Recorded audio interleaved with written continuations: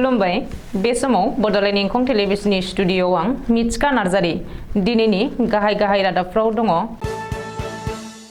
आसामाव बोसोरसेनि गेजेरावनो 1 लाखनिबो बांसिन उन्दै बैसोनि हिनजावसाफोरा बिमा जानायनि बिबान रुजुनदों।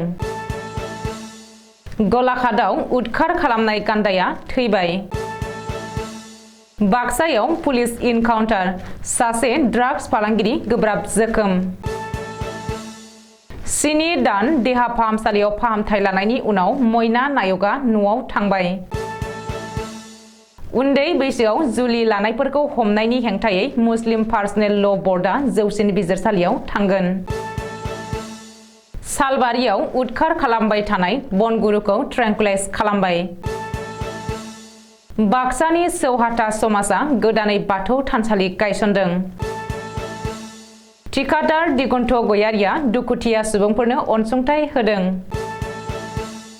दानिया फैदो आबुं रादाबाव।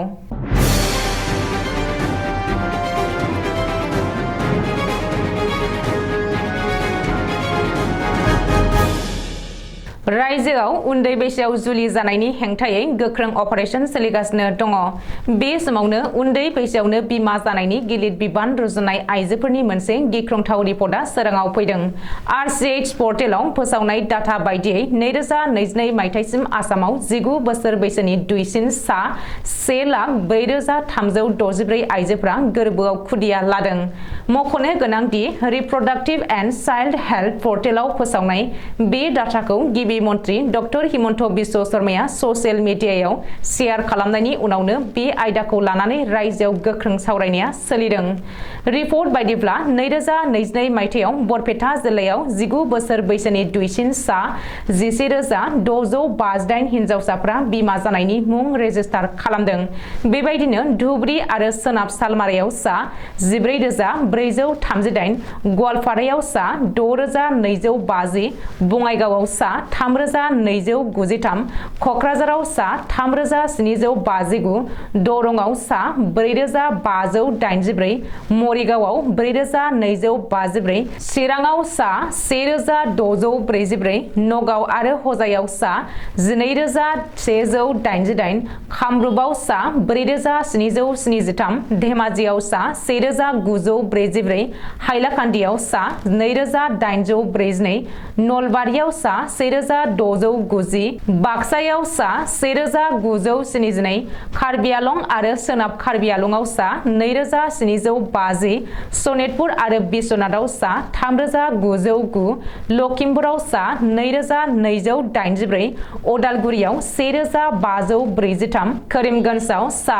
3,833, काछाराव सा 4,049, गलाघाटआव सा 1,864, डिमा हासावआव सा 431, जरहाट आरो माजुलियाव सा 1,596, कामरुप मेट्र'आव सा 1,943, शिबसागर आरो चराइदेवआव सा 1,362, डिब्रुगड़आव सा 1,600 आरो तिनसुकियायाव सा 1,811 उन्दै बैसोनि हिनजावसाफ्रा गोरबोआव फिसा लादों, जाय हिनजावसाफोरा 19 बोसोरनि दुइसिन।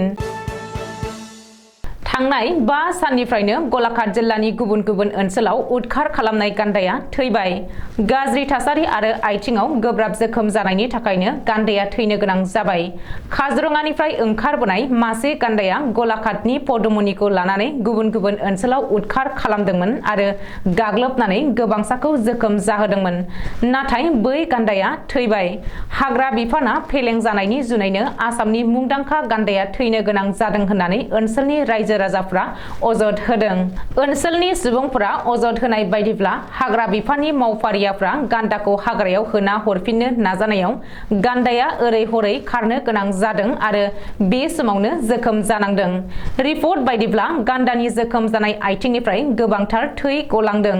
मख'नो गोनांदि काजिरङानिफ्राय ओंखारबोनाय गान्दानि उदखारखौ नोजोर होनानै गलाघाटनि माखासे ओनसोलाव 144 धारा जारि खालामनो गोनां जादोंमोन। नाथाय गान्दाखौ होख्रांहरनो थाखाय खुंथायनि बिथोनखौ नेवसिनानै रायजो राजाफ्रा होंगो दोंगो खालामदोंमोन। बेनि गेजेरावनो माखासे सुबुङा गान्दानि गाग्लोबनायाव जोखोम जानांदोंमोन।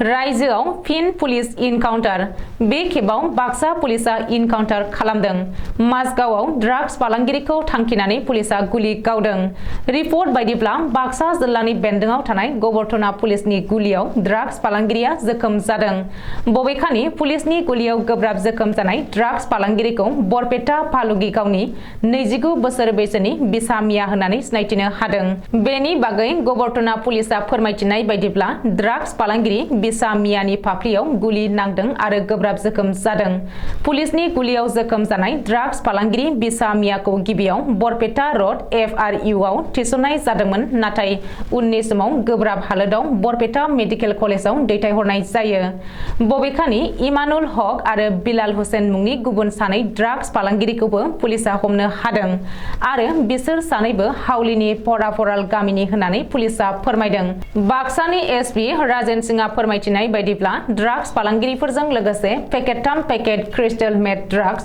गंगु कन्टेनार ब्राउन सुगार गंस्नि ATM कार्ड गंथाम मबाइल फन नोगोद रां AS01FH8312 आरो AS01BL7239 नम्बरनि गंसे बलेन आरो गंसे भार्ना कारखौबो पुलिसा जब्द खालामनो हायो रिपर्ट बायदिब्ला ड्राग्स फालांगिरिफोरा गावसोरनि गारियाव फ्रेश लिरनानै लादोंमोन आरो बेबायदियैनो आयेन बेरेखा ड्राग्स साप्लाय खालामोमोन मयना नायकआ न'आव थांनो हाबाय 7 दान गोलाव देहा फाहामसालियाव फाहामथाय लानायनि उनाव न'आव थांफिनबाय मयना नायकआ मख'नो गोनां दि लेफेटकटा साहा बागाननि लेबार मयना नायकआ थांनाय बोसोरनि 19 जुलाइ खालि बाक्सानि CTC मेसिनाव हाबनानै गोब्राब जोखोम जादोंमोन जाउनाव मयना नायकखौ बै समनिफ्रायनो गुवाहाटी मेडिकेल कलेज आरो देहा फाहामसालियाव फाहामथाय होनाय जादोंमोन मयना नायकखौ GMCH आव गोलाव 7 दान फाहामथाय होनायनि उनाव देहा फाहामसालिनिफ्राय रिलिज होबाय आरो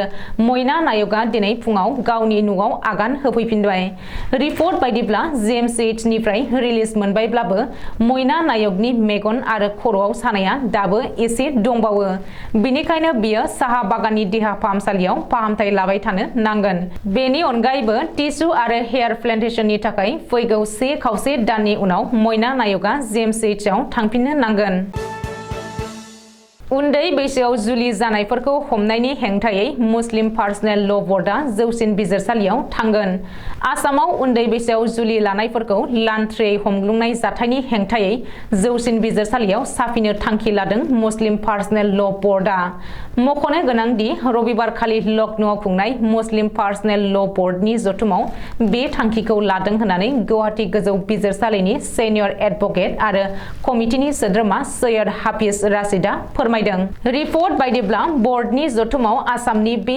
आयदाखौ सैयद हाफिज राशिदआ गावनो दैखांदोंमोन मुस्लिम पार्सनेल ल' बर्डनि बायदिब्ला मुस्लिम हारिनि आइजोफोरा 15 बोसोर बैसोनि उनावनो जुलि लानो हायो पान्जाब आरो हारियाना गोजौ बिजिरसालिनि थांखि बायदियै मुस्लिम सिख्लाफोरा 15 बोसोर बैसोआव गावनि फरायनाय सेंग्राजों जुलि जानो हायो प्रहिबिशन अफ चाइल्ड मेरिज एक्ट 2006 बायदियैबो बेयो आयेन बेरेखा जुलि नङा मख'नो गोनांदि उन्दै बैसोआव जुलि लानायफोरखौ हमनायाव आसाम सरकारा आयेनखौ मानियाखै होननानैबो सैयद हाफिज राशिदआ गोख्रों अजद होदों नोजोरथावना दि आसाम सरकारनि बिथोन बायदियै रायजोनाङै उन्दै बैसोआव जुलि लानायफोरनि हेंथायै अपारेशन खालामनानै दासिम गासै 2228 सुबुंफोरखौ पुलिसा एरेस्ट खालामबाय जाउनाव रायजोआव जोबथेसालिनि आंखाल जादों आरो आसाम सरकारा अरायथा नङि जोबथेसालि फसंनो गोनां जादों